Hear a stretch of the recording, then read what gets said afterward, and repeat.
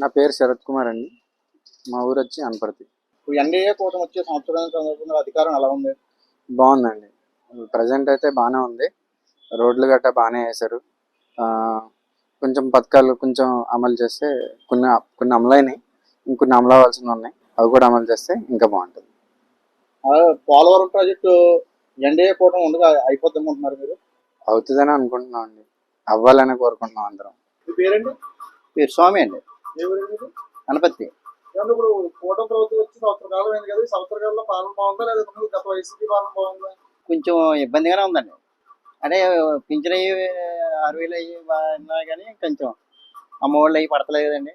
ఇప్పుడు అమరావతి రాజధాని ఒక దిక్కులు ఉంటే బాగుంటుంది అంటారా, మూడు దిక్కులు ఉంటే బాగుంటుంది అంటారా? ఓ దిక్కున డెవలప్మెంట్ కానీ 3 దిక్కున డెవలప్మెంట్ బాగుంటుంది అనుకుంటున్నాను. అంటే మరి మూడు దిక్కులు ఉంటే మూడు దిక్కులు తిరగాల్సింది కదా, మరి కొంచెం తిరగాల్సింది. ఓ దిక్కులు ఉంటే అన్ని పనులు వచ్చినా అవుతాయి కదా. ఇప్పుడు సచివాలయాలు అన్ని తిరిగి పనే ఉందండి. సచివాలయం మా దగ్గర అంటే పెద్ద పని వచ్చిందని తిరగాలి కదండి మీరు. వాళ్ళు మూడు దిక్కుల కంటే మూడు దాకా మూడు రౌండ్లు తిరుగుతారా? ఓ దిక్కున డెవలప్మెంట్ అయితే హైదరాబాద్ ఏమైందండి లాస్ట్కి. నమస్కారం అండి. నా పేరు సత్యనారాయణ రెడ్డి, మేడపాటి, అనపర్తి. గత వైసీపీ ప్రభుత్వ కాలంలో పోలిస్తే ప్రస్తుత కూటమి ప్రభుత్వం అమలుతున్న పథకాలపై సంతోషంగా ఉన్నారా? చాలా బాగుందండి. ఇదివరకు ఇట్లా గొడవలు లేవు, గోళ్ళు, ఫ్యాక్షనిజం లేదు, రవిరేజం లేదు. చక్కగా జరుగుతున్నాయి పనులన్నీ కూడాను. ఎప్పటి నుంచో ఇబ్బంది పడుతున్న మా రాజమండ్రి కాకినాడ రోడ్డు చాలా బాగా చేశారు వచ్చిన వెంటనే. అలాగే పలు అభివృద్ధి పనులు కూడా కాలువల పూడికలు తీయడం వల్ల అవునా ఏదైనా కానీ ఏ సమస్య ఉంటే ఆ సమస్య మీద లోకల్ ఎమ్మెల్యే గారు బాగా స్పందిస్తున్నారు. అది చంద్రబాబు నాయుడు గారు అయినా విజనరీ గవర్నమెంట్ అంటే ఇది అని చెప్పించుకుంటున్నారండి. బాగుంది.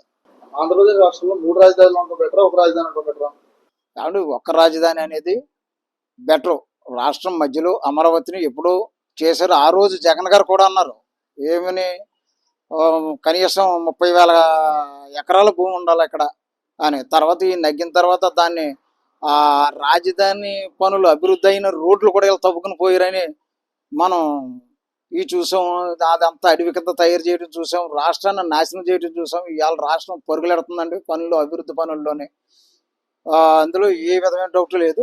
గవర్నమెంట్లో అయితే బాగా ఎన్డీఏ గవర్నమెంట్ బాగా పనులు చేస్తుందండి.